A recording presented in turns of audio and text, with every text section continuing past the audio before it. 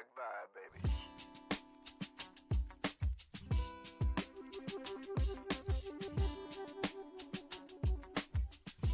Welcome to the Cup of Joe Show, where we explore the journey of recovery from alcohol and drug addiction. One story, one conversation, and one step at a time.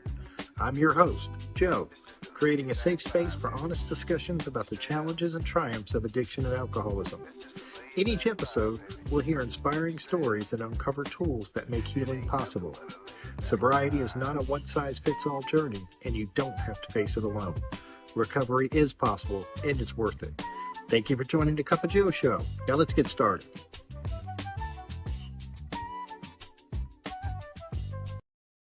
Hey everybody, welcome back to the Cup of Joe Show. I'm your host, of course, Joe, and today I'm very excited to have my friend Scott T. Scott has been sober since May 30th, 1998. He's been married for more than 40 years, and together he and his wife have 5 children and 9 grandchildren, plus 2 four-legged family members, Otto the Rottweiler and Franny the cat. A lifelong lover of travel, music, history, and reading, Scott is also an accomplished chef and cookbook author. He's written 7 cookbooks, set 3 world records for omelets, which is pretty cool, and has been featured in major publications like the LA Times, Boston Globe, and New York Times. He even hosted his own TV show in upstate New York called CNY Flavor. And he also appeared on Fox and Friends several times representing the restaurant industry. Through it all, Scott says the greatest gift has been sobriety and the grace to keep learning, growing, and remaining teachable. So grab a cup of coffee, settle in, and let's get into it. How you doing today, Scott? Doing great, Joe. How are you? I'm doing well. I have to tell real quick, we have a retreat here in Tennessee, the Easy Does It men's retreat. And Scott was scheduled to speak for 3 years in a row, and for different reasons, wasn't able to do it the last 2 years and was able to do it this year. So I've been wanting to hear Scott's story for 3 years, and this year I wasn't able to attend the retreat. So I said I have to get Scott on the show so I could personally hear his story. So thank you for your willingness to share your story, Scott. Thank you, Joe. So what was it like growing up, Scott? Well, growing up, I grew up in Boston, city of Quincy, actually just south of Boston there. And, growing up in the early 60s, it was a great time. I have fond memories, playing, just happy. I had a good childhood, good morals, good values that were taught to me. Didn't understand alcoholism per se. One of the things the 12-step program talks about, a book that I read, is The Alcoholics, the Tornado Roaring Through the Lives of Others. Talks about the warped lives of blameless wives and children, the sweet relationships that get deadened. And sometimes I talk about separation, the conscious separation that we get, because in the beginning, you're talking early childhood. I mean, I had a lot of love and laughter and hope and faith, and I wasn't separated from that power. And then through alcoholism, my dad being the alcoholic, I didn't understand the behaviors and the fighting between my mom and dad, and bruises on my mom, the police coming to my house, things like that and stuff. And so I started separating myself from that power. One of the things that we deal with is some of the human characteristics of the selfishness, self-centered, self-seeking behaviors. I started developing those traits before I even picked up my first drink. The drinking age was 18 in Massachusetts. And, my story is not the story of drinking out of a brown paper bag at the age of 5, but being the drinking age 18, I started drinking really, really young, and honestly, I hear people say sometimes they grew 6 feet tall, they could dance and talk to women and stuff. Mine was I could just breathe because I believed I was in a world I didn't belong, and if you just leave me alone, everything's going to be okay. One day I'm going to do this, and one day I'm going to do that, and that separation, sometimes it's like, and we all hear it growing up in this world of gimme, gimme, gimme, take, take, take, first come, first serve. Early bird gets the worm. If I don't do it, someone else is going to do it. I got to get mine, right? I started developing those characteristics.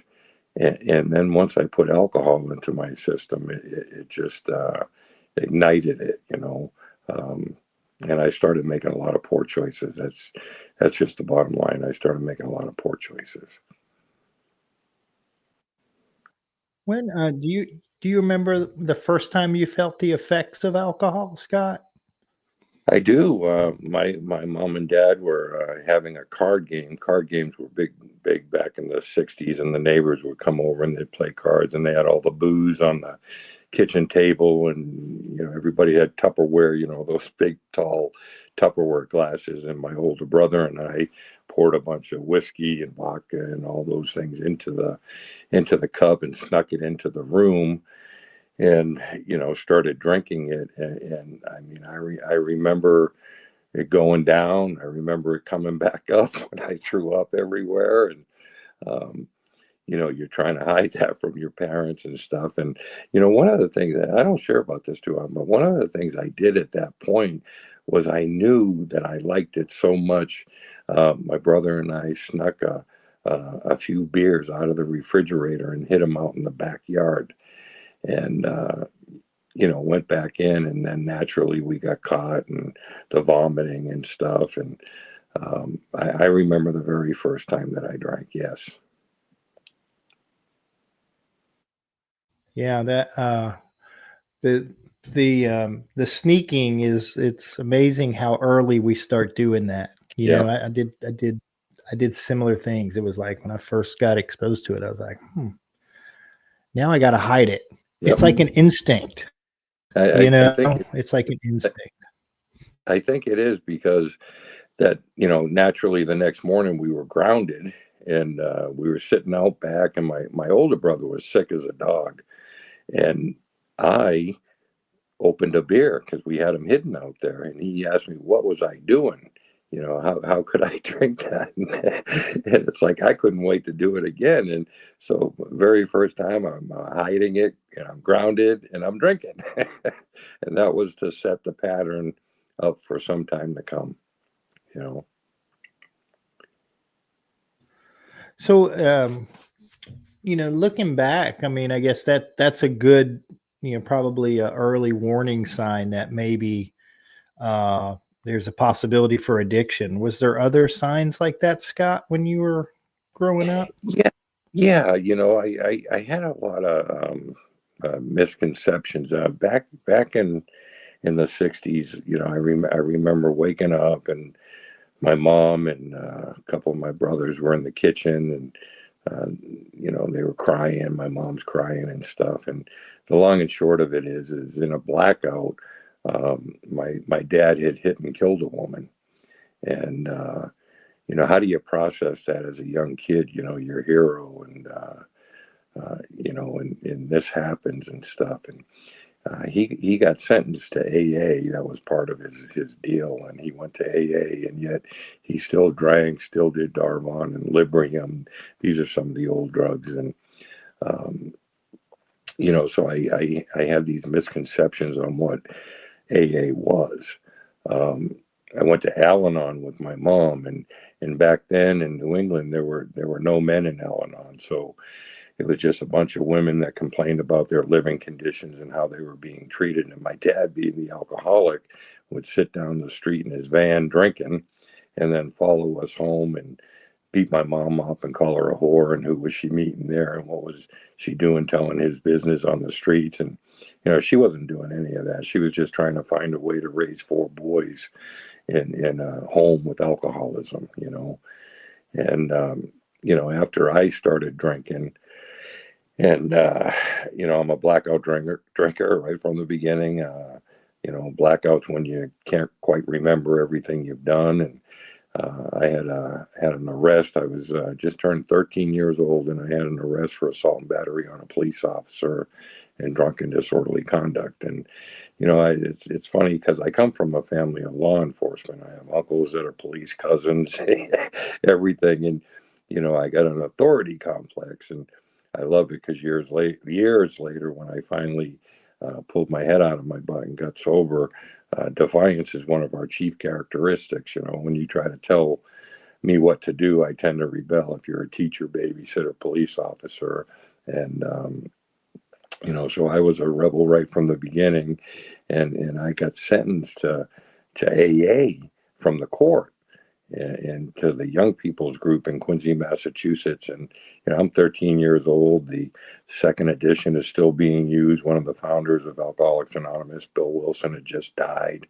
And the youngest young person was like 33, and I'm this kid, and you got to be there because the court's telling you. And I can't relate to any of these guys. They're talking about losing cars, homes, families, going to jail, and I'd never done any of that. And I loved it because there's different customs all over the country. And one of the customs in New England there, you raise your hand at one of these meetings, the old timers would come up and actually interview you. They would talk to you and interview you to make sure you belong there. And that's what happened to me. A bunch of the old timers came up at the end of the meeting and started questioning me. And when I say the old timers, I'm talking about the guys with like 30 days and 60 days, the guys that really knew the program. Their sponsor said, go talk to this kid. And they came over to talk to me, and they basically precluded me from AA. They said that I was more of the juvenile delinquent type, and that if I could learn to deal with my anger, I might be okay. And I love it because one of the things, and I know this is a recovery podcast, and we'll talk about, drugs and all that other stuff, but I'm in AA at this time as a young man, and the misconceptions that I had about drug addiction and alcoholism, thinking they're separate issues, thinking that, if I just don't drink, I'll be okay. And, how do you tell your mom or the probation officer that, they're telling you you're doing so good, you haven't drank in a couple weeks, and you got a job at McDonald's, and you're doing so good. How do you tell them that I'm friggin' going crazy inside my head and I want to drink? I just, drinking's my solution. Drinking's not my problem. Drinking's my solution so I can deal with you and I can deal with them. And, sometimes I talk about it's almost like someone snuck into my bedroom in the middle of the night, and they just put the spring inside me, and every day it just got a little bit tighter and a little bit tighter, and until all of a sudden, you piss me off, or she does, or the boss does, whatever, and I get drunk, and I don't understand that I'm in an absolute fight for my life. I don't understand what differentiates me from normal people.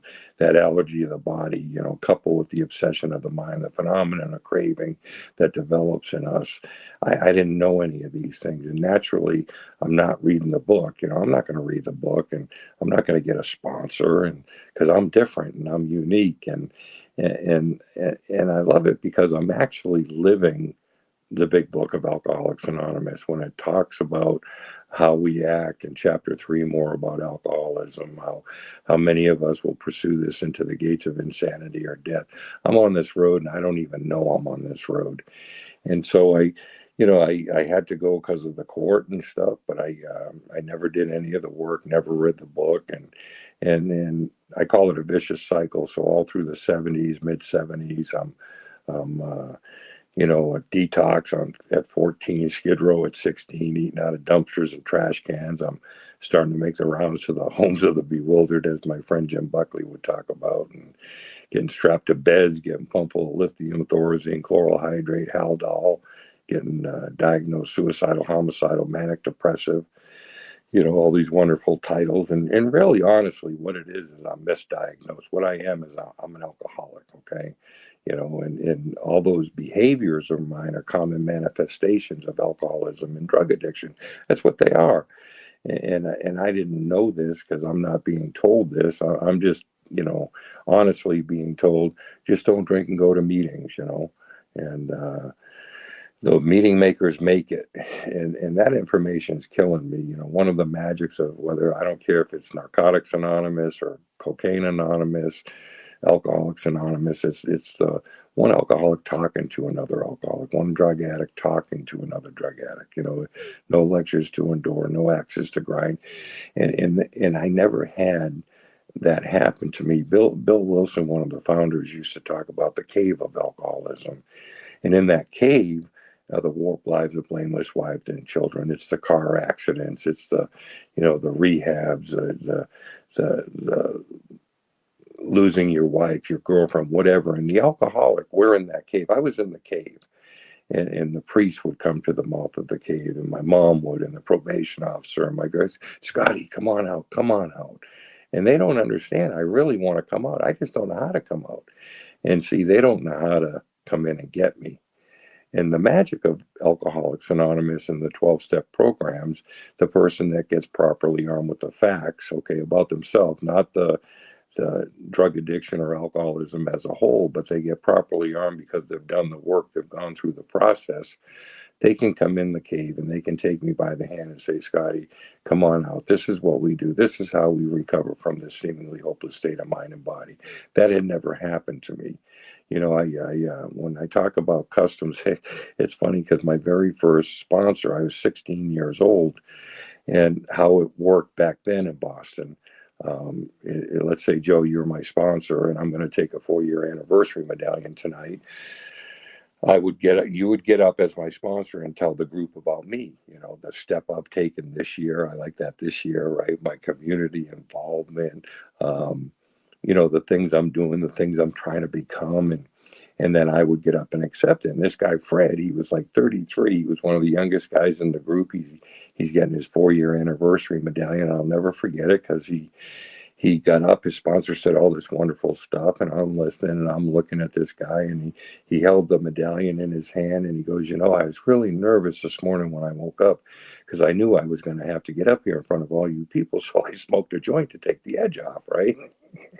And everybody clapped at the end, and I got to tell you, I love what he had to say. So that meeting got over, and I went right up to him and asked him to be my sponsor. Right? That was my first experience with sponsorship in Alcoholics Anonymous. Now, years later, when I read the book myself, this Dr. Silkworth, he's a great benefactor of AA, but he said that we can't take alcohol in any form, okay? And the only treatment we have to offer is complete abstinence. And that any form can be marijuana, rock cocaine, heroin, whatever your trip is. That's not sobriety, okay? And I didn't know that. And I thought that was okay. And so when I talk about misconceptions, it's really important finding the person that's been through the process, that can take you through the process, that has done the work. None of us like doing it. It says that specifically. None of us like a leveling of our pride, the confession of the shortcomings or sins, if you please, that the process requires. But I gotta get the stuff out of me because what's in me is like gangrene. And I know that if I don't get it out, it's going to kill me. But I don't tell anybody that because the type of neighborhood I grew up in is you don't share your feelings and your emotions. If you do, you're weak. And if you're weak, people are going to take advantage of you. My friend Sean Mulcairn used to say the type of neighborhood we grew up in is that if you had a heart condition, you wouldn't go out and tell your friends because they'd punch you in the chest just to see how bad it was, right? So you didn't share these things. You just kept them inside. And that's what I did is I kept everything inside. One of the things about the programs and stuff in recovery is we only become as sick as our secrets. And I had a lot of secrets, okay? And I didn't know it. I didn't know there was a better way being, even in the program, even in recovery. Because, I went to NA too, and they didn't even have a basic text. They used the big book of AA and a little white book. And, being a drug and alcohol rehab's the type that shave your head, made you wear dunce caps, sit on the bench, and clean dumpsters with toothbrushes, the tough love trying to break you down. That didn't work. scared straight program. You go into these big penitentiaries and these tough convicts, give me your shoes. I'm going to bend you over when I get you in here, right? Trying to scare you. The problem is you can't scare a real alcoholic. You can't scare us, right? And so, I just kept that vicious cycle going. And our souls get really dark, they get really dark. And I don't know if you have any questions for me now or you want me to keep going. Wait, you're doing just fine without me, Scott. Well, I ended up getting this girl pregnant. And what did you do back then? We called them shotgun weddings, basically. Is you got married and you moved down the street, you got a job in a factory, and that's what I did. I quit high school in my senior year. In February of my senior year, I was due to graduate, and I quit, and I got married, and it lasted 2 weeks, and she was home with her family, and I was in this little dingy apartment, and I found myself with my buddies, and we were in the combat zone, which is a red light district in Boston, back in the 70s. And my buddies and I, we were rolling prostitutes. And if you don't know what that is, it's robbing them. And I ended up getting arrested for armed robbery. I was an adult now, I was 18. And I went into the Charles Street jail, the oldest jail in New England.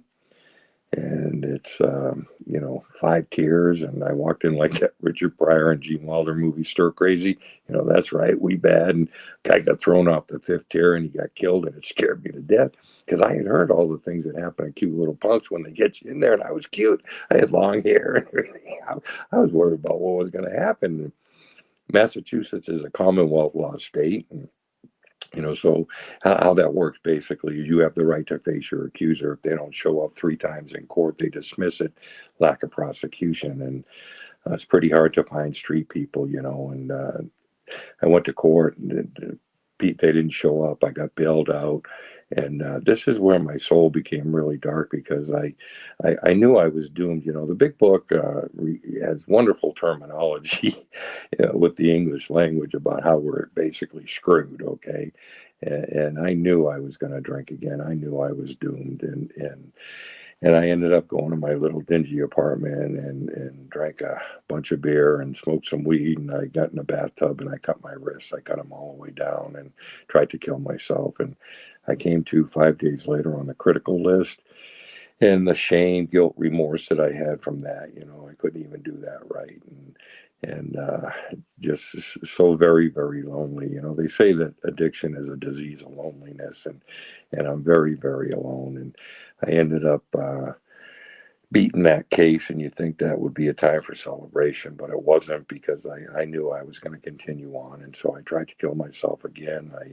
I took a bunch of sleeping pills and stuck my head in the gas stove, and naturally that didn't work. And I found myself strapped to the bed one more time out at Medfield State Hospital, and this woman came to see me, and she told me about this guy named Jesus Christ, okay, that if I accepted him as my personal savior, behold, everything would be new. And I grew up Irish and Catholic, and my God was a punishing God that kept a record of everything I did wrong, and I was going to be cast in a lake of fire. And here she is telling me about this forgiving, loving God. And alcoholics of our drug addicts of our extreme, we go from one extreme to the next, and we're either really good or really bad. And I liked what she was offering, and so I accepted this, and I went into this program called Teen Challenge. And I quit swearing, smoking, watching TV, listening to rock and roll. Started going to Bible study 7 hours a day, church 7 days a week. I entered the ministry. I was going to become a preacher. I started traveling New England, giving my testimony how Christ has saved my life. I became what you call a Bible thumper. And, 3 months into this the way the steps work, and they're universal 12 steps, whatever program you're in. But the way the program that I was in, from the doctor's opinion to page 63 really deals with a couple things in their conclusions of my mind. That I'm alcoholic, that my life's unmanageable. I accept that to the innermost self. Unmanageability simply means not achieving one's purpose. And I knew I wasn't achieving my purpose. Came to believe that. Doesn't say came to believe in a power. It says came to believe that a power could restore me to sanity. Being around AA, I thought it talked about the sanity of the world, when in actuality, it was talking about the insanity of the first drink. When my mind convinces my mind to get loaded again, knowing I just got in a car accident, I just got out of rehab, I just got a restraining order put against me, whatever the moment is, my mind will convince my mind to get loaded. I didn't know that the steps were designed. There's an old saying, uncover, discover, and discard all these things. And that by the time we get up to the 10th step, sanity will have returned. And sanity is simply a form of sound judgment. And so in the second step, I'm believing that this power can, help me to not take that first drink, okay? Fix, pill, whatever it is, that I don't have to get loaded. And then making the decision to turn my will and my life, our third step, right? My will and my life over to the care of this power, this God. My will and my life is nothing but my thoughts and my actions. And so I'm in this program, and I that those first two steps are really conclusions of my mind. They're not workable steps. They're conclusions that from my experience, from my story, I know, and I conclude in my mind that I got a problem. I don't want to live like this anymore. What do I got to do to change? And then that third step I had done because I had made that decision, and I had gotten to the action and try to change that thought pattern. But what I had never done was a fearless and thorough moral inventory of myself, let alone admit that stuff to anybody. Because I said earlier, I'm not going to admit this stuff to nobody. I keep everything inside. And I woke up, 3 months into this program. Let me tell you, too, that, the book says we're actors, right? We can be more demanding, more gracious, whichever the case is. And I'm an actor. I'm trying to fit in. And I got to tell you, these Christians, they had something in their eyes, something in their eyes that I wanted. And I liken it today to some of these old timers that you meet that are in the programs. They got that shit-eating grin. You don't quite know what it is that they got, but you want it, right? And these Christians had it. And I'm going into these revivals, the Pentecostals, born-again Christians, and they're talking in tongues and passing out and stuff. And I'm not getting it. I'm not getting filled with the Spirit. I'm not talking in tongues. And I'm 3 months into this program now, and I wanted it so bad. And so I'm an actor. And so I decide at the next revival, that I'm going to do what they do. If you want what we want, do what we do, right? And so they're getting filled with the Spirit and they're falling out. And so I decide, okay, I'm going to get filled with the Spirit and I'm going to fall out. And that's what I do. I get filled with, and boom, I fall out. And oh my God, I'm hurting my back and my neck. It hurt, right? You see, it's a real experience for them. Okay, they're really having a real spiritual experience. I'm not. I'm acting, okay, trying to fit.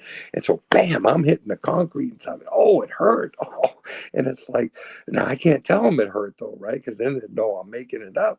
And so, in my mind, it's like, I'm not going to do that anymore, right? I'm a quick study. I'm not going to do that anymore. What I'm going to do is I'm going to talk in tongues.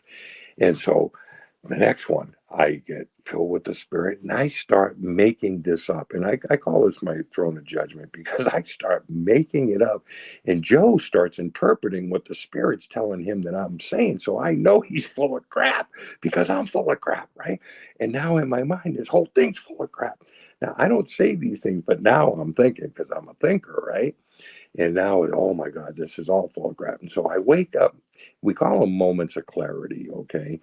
And I woke up in this program 3 months into the program, and that moment of clarity was, Scotty, you're still full of crap, right? That was my moment of clarity. You're still full of crap. And like I said, the stuff inside me was like gangrene, okay?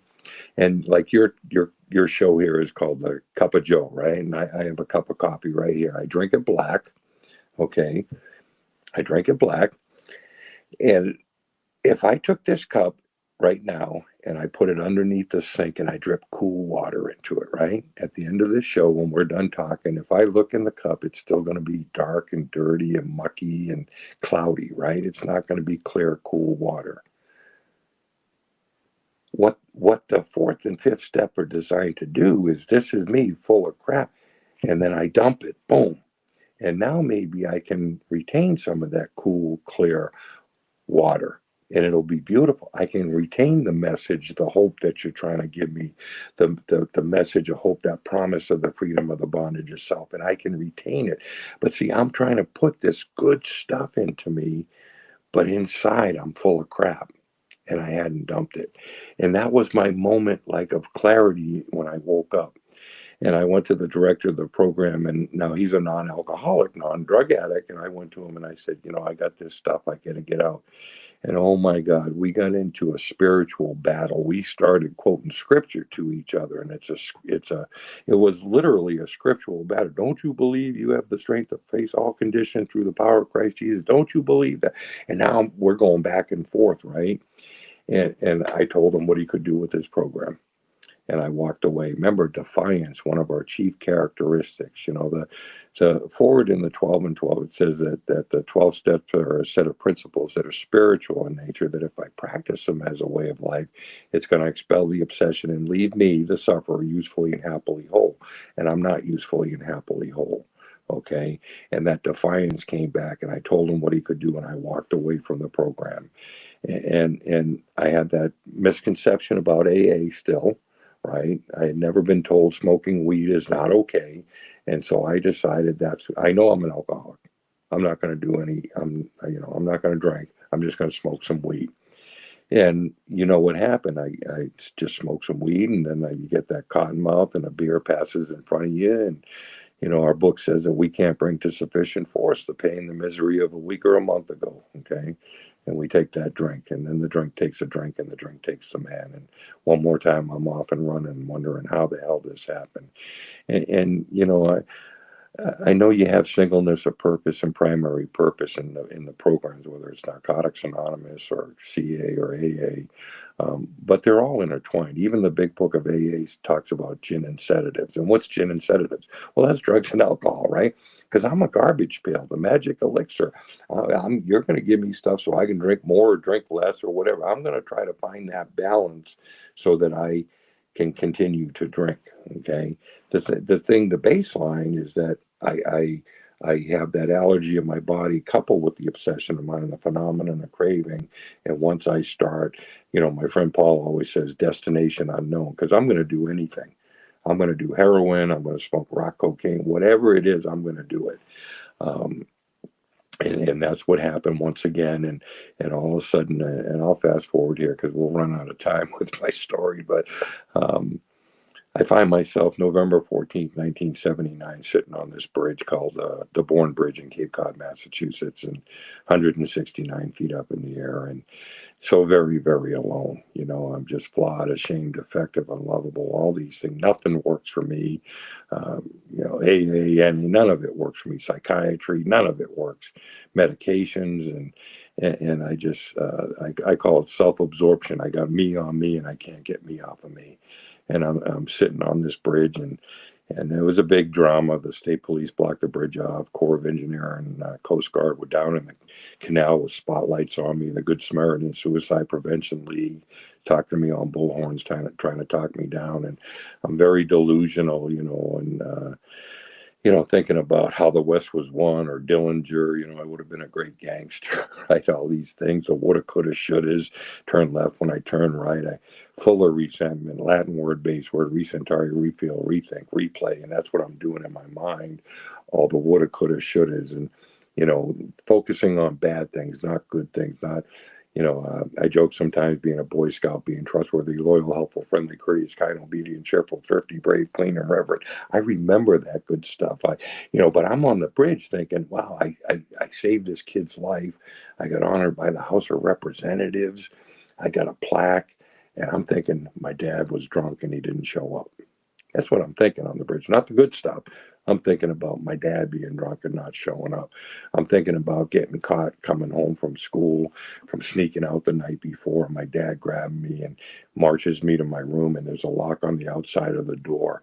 And he has a milk jug with the top cut off, and he hands me the milk jug, puts me in the room, and locks the door from the outside. And I find the light and I turn it on, and he had taken my whole window and sheet metaled and riveted it, and he would let me out in the morning to go to school and lock me in at night, right? Now, I'm thinking those things. Now, I got to tell you, I didn't think that was child abuse at the time. I honestly didn't. Still don't the way I was raised. That was just the price for getting caught. Okay, that was the price that I had to pay because I got caught. Okay, I should have been slicker, right? And it's like, and I had, like I said, uncles, cousins that were police officers. They knew what was going on too. It wasn't child abuse, and it was a different time. I know it is today, but back then it wasn't. It was a different time, a different, decade. And so, I'm on the bridge thinking all these things, and underneath is this campground called the Bourne Scenic Park, and all the campers came out and they set up lawn chairs and stuff. And they're yelling at me, "Jump, you mother, jump," right? And I'm looking down at these guys going, "Man, these guys are crazy. Don't they know if I jump, I'll die," right? I'm thinking.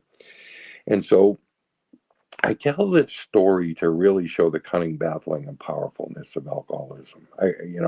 Because the insidiousness of it, because I was up there 4.5 hours and I decided to get down. And this is where it took over because I had another thought. I had an honest thought. And the thought that jumped into my mind was, you know what, Scotty, if you get down, you're going to look like a pussy to all these people that have waited all this time for you to jump. You got to jump. That's what my head told me. And so I turned and I jumped. Okay. I don't remember hitting. They say I died. They say I was dead for almost 13 and a half minutes. The only bone I broke was my sternum bone and my chest cavity. And that was from them giving me the pericardial thumbs, bringing me back to life. There's a whole backstory behind that and out-of-body experience and all this. But I want to tell you 2 quick stories from that. So maybe 25 years ago, I was giving a talk in Middleborough, Massachusetts, about 20 miles from this bridge. And my mom was there. She's since passed. I had 2 of my brothers there. They've since passed, but I had sister-in-laws. There, a lot of family there. And I gave this talk and I told that story and told the story about the people down below yelling, "Jump." And the meeting got over, and this guy comes busting through the crowd. And this is him, not me. He goes, "Oh, I owe you an amends. I owe you an amends." And I looked at this guy. I said, "Dude, I don't even know you." He goes, "No, you wouldn't." He goes, "We were at the bar in Toby." He goes, "And I came across a scanner that they had a jumper." He goes, "So we rolled some weed, got some Jack Daniels." He goes, "And that was me yelling at you to jump." He goes, "And you did," right? And he had like 10 years sober. Now, I'm looking at my mom going, "See, I wasn't imagining it," right? Because people, a lot of our stories are hearsay, or if you're married, they're hearsay, right? Because we're blackout drinkers and we got a piece of this stuff together. And I never had that corroborated. And like, I'm like, "See, Mom, I wasn't making it up," because I knew I heard that, right? So that was cool. And I don't know, 20 years ago, I was giving a talk out in Palm Springs, and I told that story, and that meeting got over, and this guy comes through. He's a real distinguished suit and tie. He says, "I always wondered what happened to you." And I looked at him. I said, "I'm sorry, sir. I don't know you." He goes, "No, you wouldn't." He goes, "I was the captain of the state police barracks in Buzzards Bay." He goes, "I called out all the rescue vehicles for you." He goes, "I was a practicing alcoholic at the time. I got like 25 years sober now." And I'm like, you joke, is that odd or is that God? Little things, that happen in our lives. And, coincidence is simply when God chooses to remain anonymous, all these things. But it's like, I wasn't done. Even after that bridge, I wasn't done. And long story short, I went into the Army. I figured I'd lied about everything out of Pennsylvania. I'd go into the Army. My Army career wasn't even 6 months. I had 4 Article 15s. I was on the Benninghouse program of alcoholism, taking antabuse every morning in front of the CO. And, the long and short of that, by the end of that career, I was strapped to the bed in Martin Army Hospital, Ward B4, psychiatric ward, getting pumped full of all these drugs. And they ended up giving me a Chapter 5 honorable discharge, unfit for military life, and kicked me out of the service. And So what am I going to do now? It's a disaster in Massachusetts. My Army career, I was such a failure. Um, I'm going to go to California, land a golden opportunity, Hollywood, Beverly Hills. I'm going to go get discovered, right? I'm going to be in a rock and roll band. I'm going to be in the movies, right? All this stuff. I got out there. I was out there 6 days, and I came out of a blackout, and I was in L.A. County Jail. And I heard a saying real quick, and that's that you come on vacation and you leave on probation, right? The only problem was they weren't letting me go. And, I ended up between the three of them, I got sentenced to 22 years in the state penitentiary in California. This is when there were only 11 institutions in California. I think now there's 80 something, but there were only 11 at the time. Jerry Brown, Governor Brown, he dated Linda Ronstadt back in the day. He was the governor.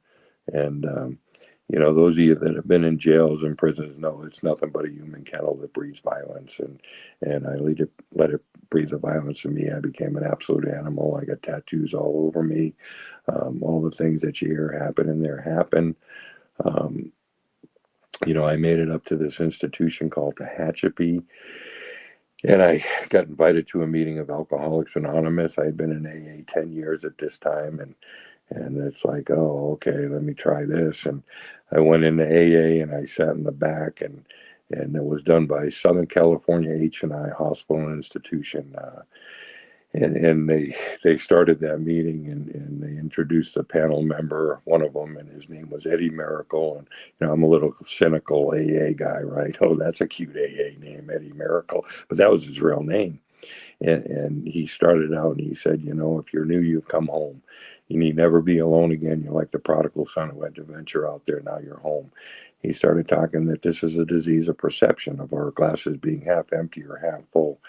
He said, we're all children of God. For me to love you for your color, you not for your color, that there's no room for hypocrites in the program of Alcoholics Anonymous. Either we're all God's kids or none of us are.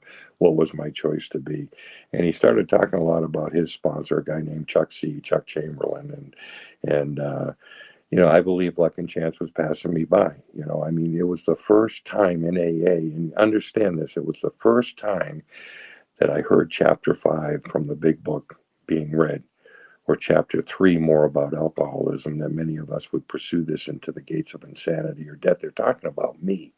And then they ended the meeting with a vision for you, where it talks about our book being meant to be suggestive only. We realize we know only a little.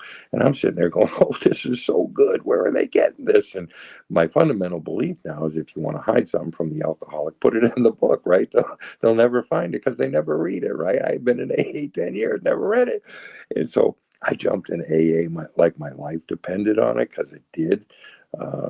I went back to school. I got my GED, 4 years of college. I grew as a gentleman, a gentleman. I stopped affiliating.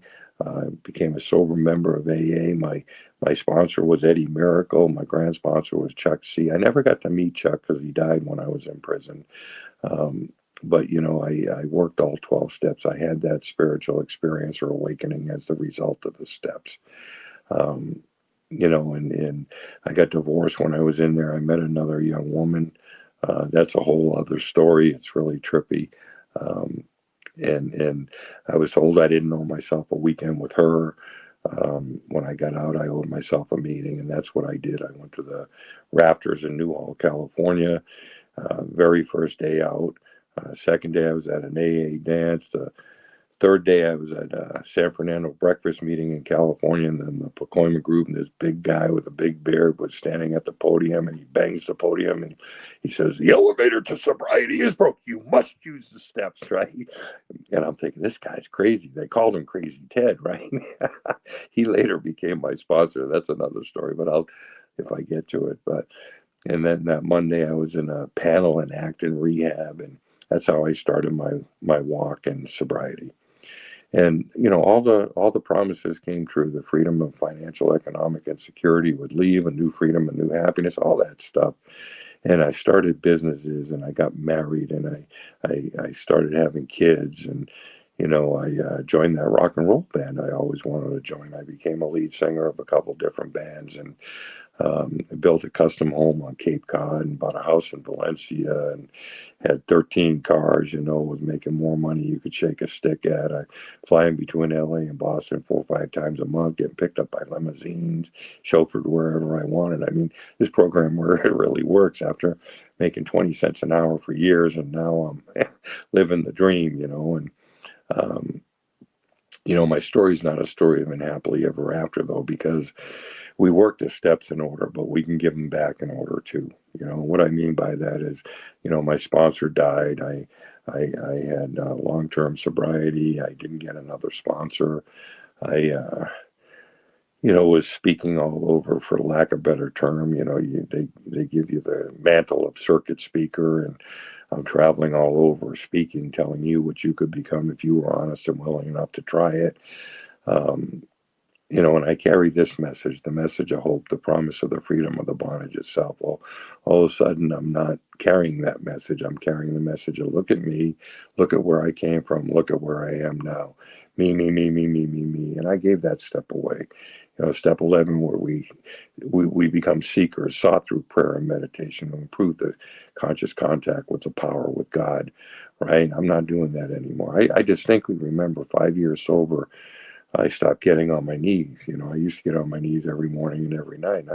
I stopped getting on my knees. I forgot the lesson of what was taught to me as humility, where we don't crawl before any man except for God, but we don't step on him either.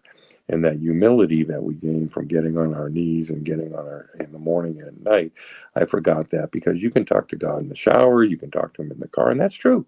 You can. Okay, but I stopped getting on my knees and I stopped becoming a seeker. Our 10th step, where we, continue to take personal inventory when we're wrong, promptly admitted it, and I owe you an amends, right? And I'd be at a meeting, Sean, I owe you an amends. And Sean would say, hey, thanks, Scott.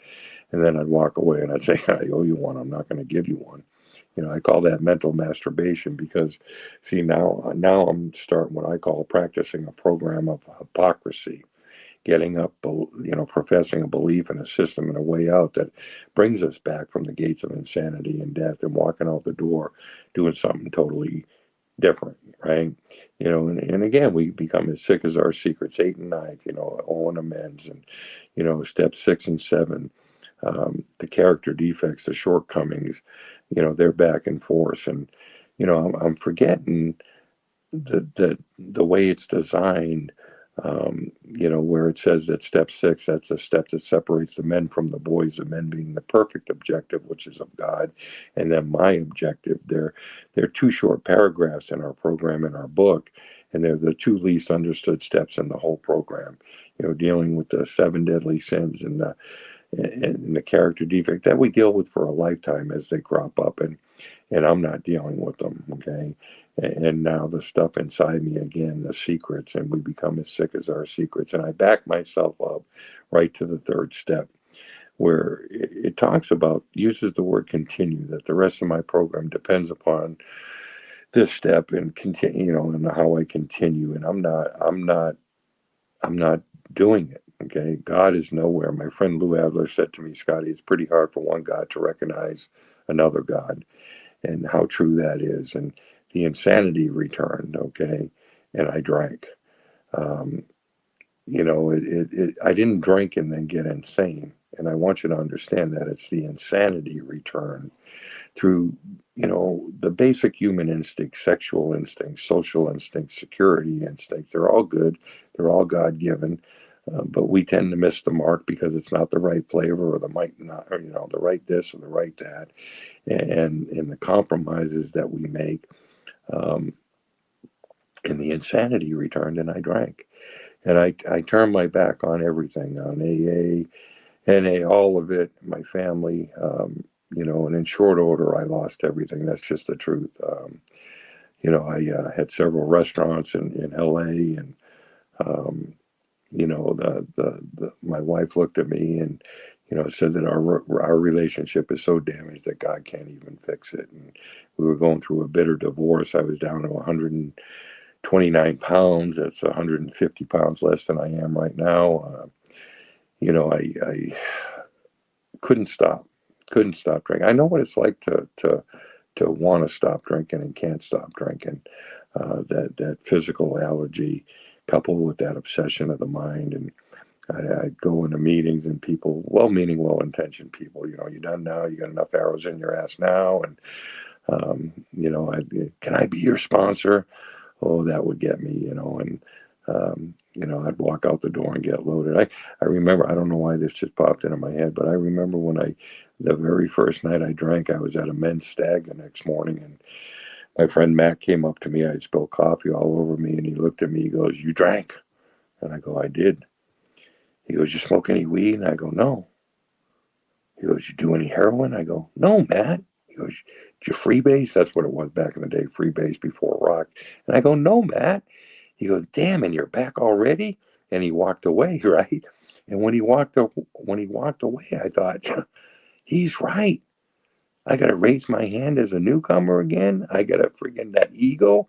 I got to, I deserve that. And so now Matt and I have since talked since then, many times. We don't say that to newcomers anymore because, I'm looking for that in my head, and that caused me to go out and do all those things: heroin, rock, cocaine, everything. Okay, you name it, I did it.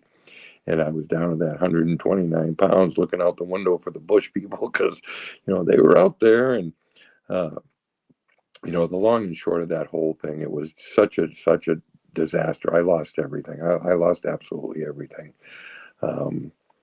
Pitiful, incomprehensible demoralization. I'm standing across from one of my restaurants, one of them, and I'm sucked up. It's raining, and I'm hungry. I got no money, and I'm hoping that the busboy or the dishwasher will bring over a biscuit and gravy or some hash browns so I can get something to eat. You talk about, in Bill's story, he says one who had thought so highly of himself, right? And that confidence began to be replaced by cocksuredness. And next thing you know, he was loaded. And that's what happened to me. I was never going to drink again. I was never going to do drugs again, ever. Okay, I was one of the ones that would say that I'm never going to get it. If I get loaded again, yeah, it would kill me. If you get loaded, you're going to die. Right. Well, I'm here to tell you, you might not die. You might have to live through that pitiful, incomprehensible demoralization again and again, because Christmas night, 1996, I took a 25 automatic and I shot myself in the head. I just wanted it to stop. I just wanted it to stop. And I came to a few days later on full life support systems at the Antelope Valley Medical Center. And I joke a lot, but because I got a sense of humor. My wife doesn't think I got a sense of humor, but I do. and I joke and I say, this is where my story gets a little weird, okay? Because the state of California stepped in and they charged me with ex-felon with a gun, okay? And for shooting myself.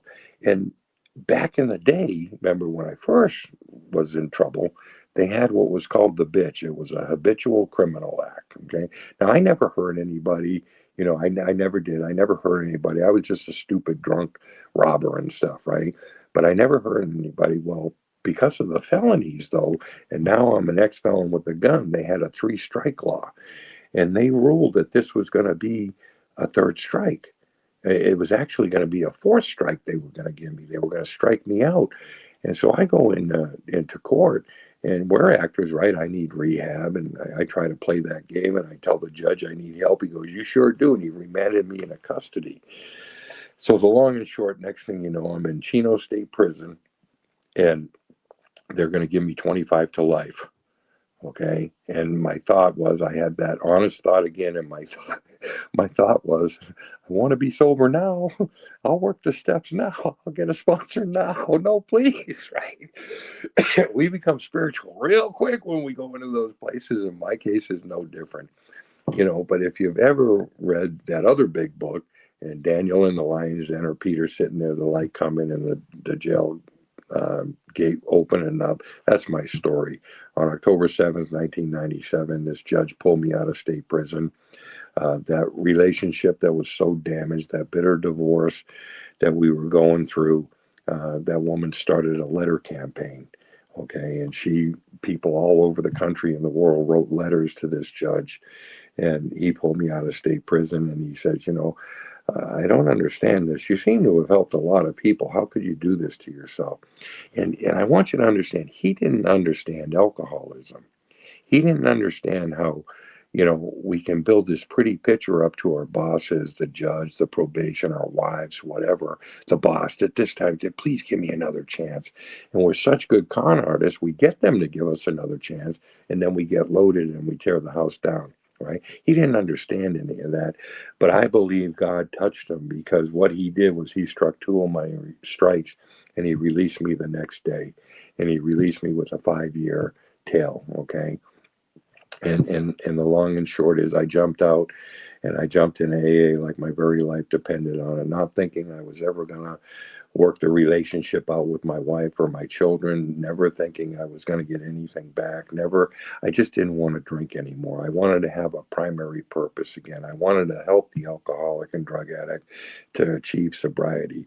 It was no longer a question of what would Scotty be, what would I have me be, but really what God would have me be.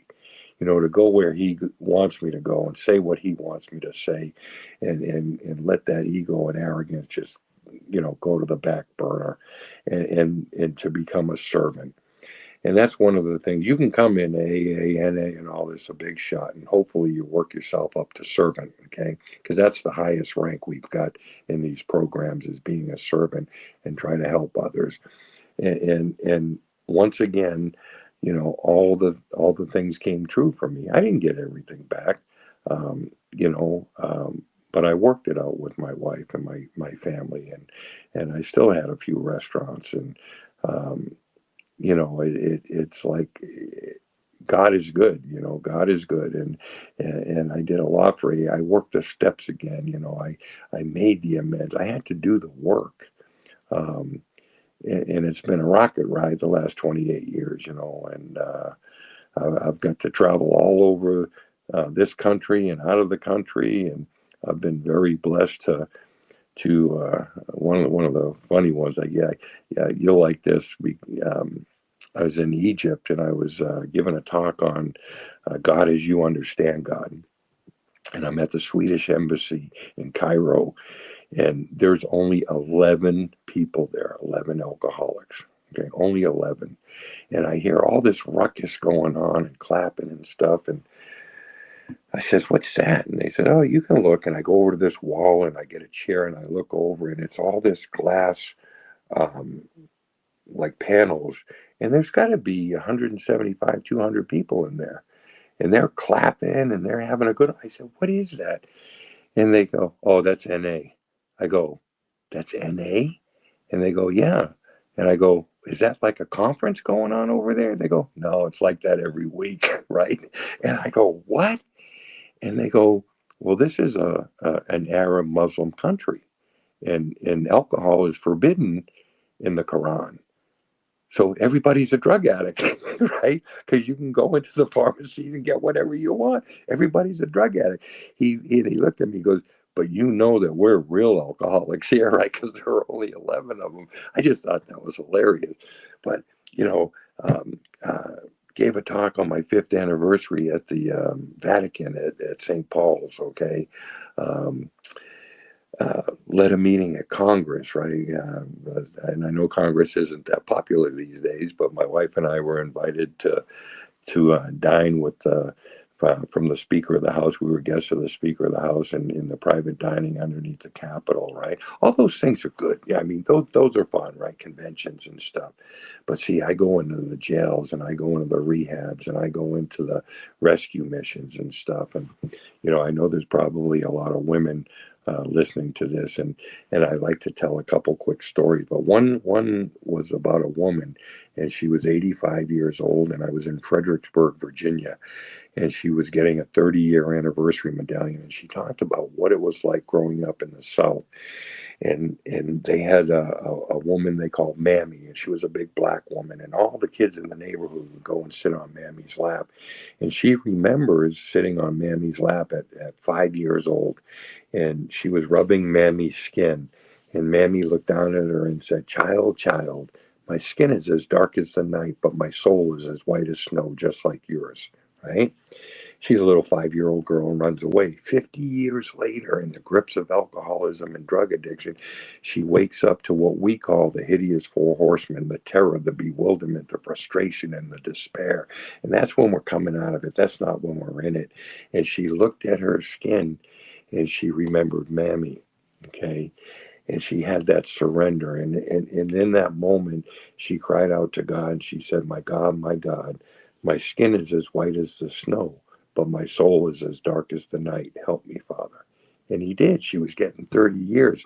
And what is that surrender? You hear in these programs all the time, you got to hit your bottom. You got to hit your bottom. What the hell's a bottom? Right? My mind will go, well, I didn't kill him. Well, this didn't happen. And this Dr. Thibault wrote what happens to us as alcoholic and drug addicts. It's what we do is surrender. And what that is our egos get deflated just enough so that we can experience a psychic change. Our more religious members call that a spiritual experience or a spiritual awakening. But what happens is we surrender at depth. We have that psychic change sufficient enough for us to recover.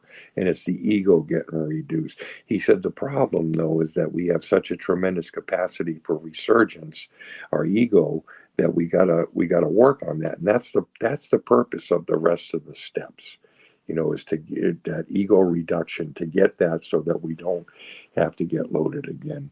One more quick story. I was in Akron, which was the birthplace of Alcoholics Anonymous, and I was with this old timer. And I've been very fortunate to meet a lot of the old timers that started these programs. And I was with Art Hoffman. He started the Kenmore group with Bill Dotson, AA number 3. And I was with Art, big guy, 6'4", and we're talking AA and stuff and history. And he looked at me and goes, "How long you been around, kid?" And I said, "Well, I got 4 years sober." He goes, No. How long you been around?" And I go, "Oh, about 34 years. And he started laughing, right? He goes, "Come here." And he takes me over this table, and this old guy's sitting there. He goes, "This is Steve. He had 25 years. He drank," right? So, oh my God, I know how that feels, right? And I start talking to him, and he held up his hand to me. He goes, "Kid," he goes, "I decided I didn't need you people. I didn't have to come to meetings anymore. I had 25 years, he goes, and I drank." Now, Art's standing next to me, and he elbows me. He goes, "Ask him what he learned. Ask him what he learned." I said, "Sir, can I ask you what you learned?" He goes, "I learned not to take the first drink." Right? Isn't that what we learn? I'm serious here. Isn't that really what we got to learn?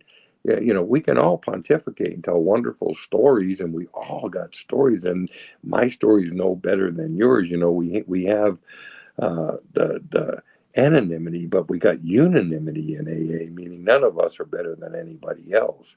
But what do we learn? We got to learn not to take that first drink, no matter what.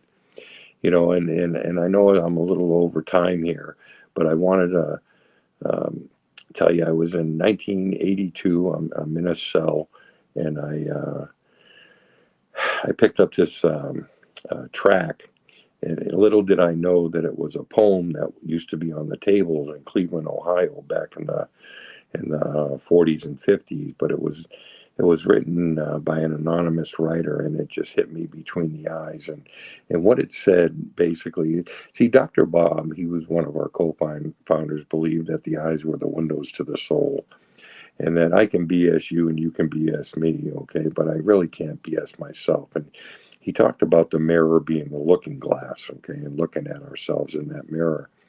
And this poem simply said that when you get what you want in your struggle for self, and the world makes you king for a day, just go to a mirror and look at yourself and see what that man has to say. For it isn't your father or mother or wife whose judgment upon you must pass. The fellow whose verdict that counts most in your life is the one staring back from the glass. He's a fellow to please, never mind all the rest, for he's with you clear up to the end. And you pass your most dangerous, difficult test if the man on the glass is your friend. Some people may call you a straight shooting chum and call you a wonderful guy, but the man in the glass says you're only a bum if you can't look him straight in the eye. You may fool the whole world on the pathway of life and get pats on your back as you pass, but your final reward will be heartaches and tears if you cheated the man in the glass. I cheated myself for a long time, both in and out of the programs. Okay, I don't cheat myself anymore. I as the opening introduction said, I got 5 kids, I got 9 grandkids. I'm overpaid. I'm blessed. I was supposed to be at that men's retreat 3 times ago. I was leaving a rehab and I had an anaphylactic shock, and my whole throat and everything closed up, and it got really bad, and they had to life flight me by helicopter to Syracuse, New York, to St. Joseph's Medical Center, and I was intubated in ICU for 13 days. They OD'd me on fentanyl. I died 4 times. They had to bring me back, and it was really, really bad. And that's when I was supposed to go. And Sean, one of the guys down there, and Dave Gibbs, and they said I wasn't supposed to die to get out of the commitment. And so I said I'll be there next year. And so then last year, I'm supposed to go, and everything's all set. And I brought a few guys from New York, and you guys all got wiped out with the rains and the floods and stuff, and so it all got canceled at the last minute that week of it. And so I went anyway. I took the guys. We went to Tennessee, and we went down. We ended up going to Dollywood and Hershey Park, and we just had a great time. Went to Dr. Bob's, went to Akron. It was fun. And then this time I made it, okay, and you didn't, okay, but it was a lot of fun. A bunch of great guys, and that's the thing, is the singleness of purpose and that primary purpose. We're trying to help each other, and that's really what these programs are about, is people helping people. And it's really for, I'll just say it like this, I was very weak, and it was for weak people to lean on weak people till we're strong enough to stand on our own. And when we get to stand on our own, how we keep it is giving it back away. It's a dichotomy that we really don't understand, and yet that's what works. And it's really been a privilege and an honor to be here with you. I loved it in that bio, because those were a lot of the good things that I've done in life, because I've had a lot of good things too. You know what I mean? And done a lot of good.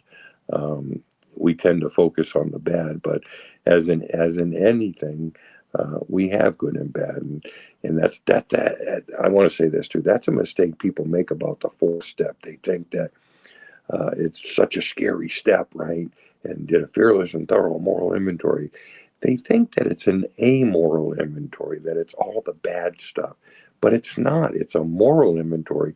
We have good, we have bad, like in everybody. Okay, and it's just getting to know the good traits and the bad traits, the things we're good in, the things we're not good at, and to unmask that stuff so that we can become usefully and happily whole as people. Okay, and that's in all walks of life. And I don't care if you're a man, you're a woman. Feelings and emotions are basically the same. It's how we deal with them and how we express them. And I'm glad that I'm here. Well, I am certainly glad you are here. I feel like I got the best end of the stick because I got Scott one-on-one when everyone else had to hear him as a group. But no, I am truly honored, Scott, and grateful. And your story is just unbelievable and filled with hope, And one of the things you talked about was, how we God likes to work with empty vessels. You talked about your cup, and I always think, Yeah. The 3 big religions, Islam and Christianity and Judaism, all talk about an empty cup and God filling that cup somewhere in their stories. So it's like it's just amazing. So thank you for sharing. But I can't let you go without doing our rapid fire questions, Scott. And Okay. I know at all you've been through, this is probably the most pressure you can imagine being under. Okay. This is great. All right, sir. So what Hey, is your favorite? Wait, Yeah. Joe. You're laughing, Yeah. but one of my favorite parts of the book is where it says outsiders are sometimes shocked when we burst into merriment over seemingly tragic experiences out of our past. But why shouldn't we laugh?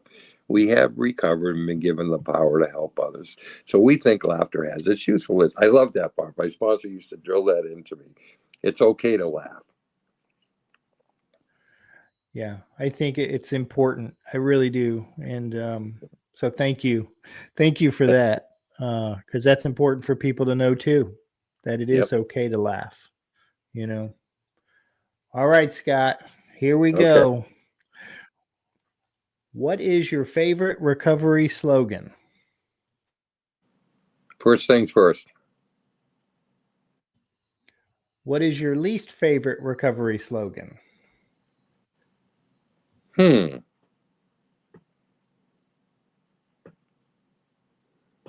Think. What do you think is your sobriety superpower?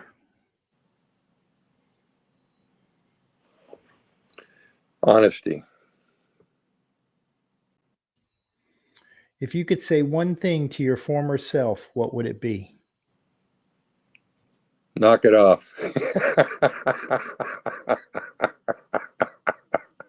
Grow up.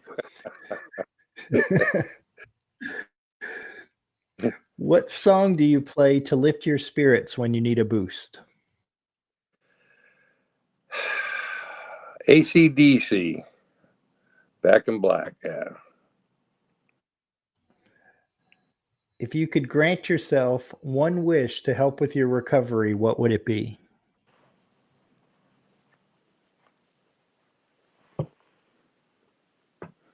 Wisdom. What step do you love the most?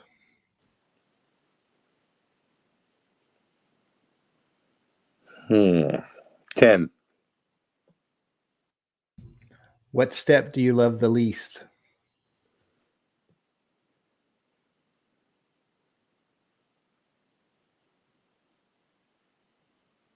God, I like them all. Ooh. Probably. I really don't. I like them all. If I had to not like one of them, it would be from my experience, it would have to be the 6th step. Yeah. Fair enough. Is it because I like to hold on to some of those defects of character? You're not alone there. Yeah. What is one of your favorite movies?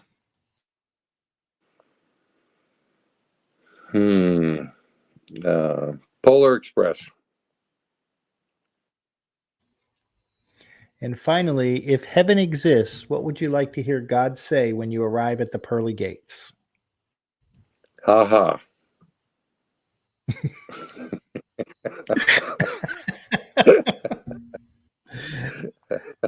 Classic, Scott. Classic. Thank you so much, Scott, for being on the show and for sharing your amazing story, man. I really appreciate it. Thanks, Joe. I love you guys. And anybody listening, I just want you to tell you that you can do it too. Okay? You can. Absolutely. There is hope. Don't give up. That stick-to-itiveness and the persistence. Just keep trying. Don't give up. As long as you're breathing in, there's hope. And today is the day we stay sober. That's all it is. And you just drill that into your brain. Today's the day I stay sober. That's it. Yeah. Well said, Scott. Thank you so much. Thank you. And for the rest of you guys out there, please subscribe to our friends at thedailyponderables.com, your recovery source for inspiration and encouragement every day. A new episode of The Cup of Joe Show is released every Thursday at noon. Visit thecupofjoeshow.net, or you can listen to the show on your favorite podcast apps: Podbean, Apple, Spotify, YouTube, and others. Just search for The Cup of Joe Show. Don't forget the. Like, follow, subscribe, and share, because someone out there needs to hear this today. Have an amazing day, everyone. It's just a laid-back vibe, baby. We hope you enjoyed today's Experience, Strength, and Hope. We are so grateful you decided to join us. Please share this episode with someone who might need it. Also, don't forget to like and subscribe. Remember, no matter where you are in your recovery journey, you are not alone. Reach up and reach out to someone. Please do not suffer in silence. Until next time, let's take it 1 minute, 1 hour, and 1 day at a time. Thanks for listening to the Cup of Joe Show.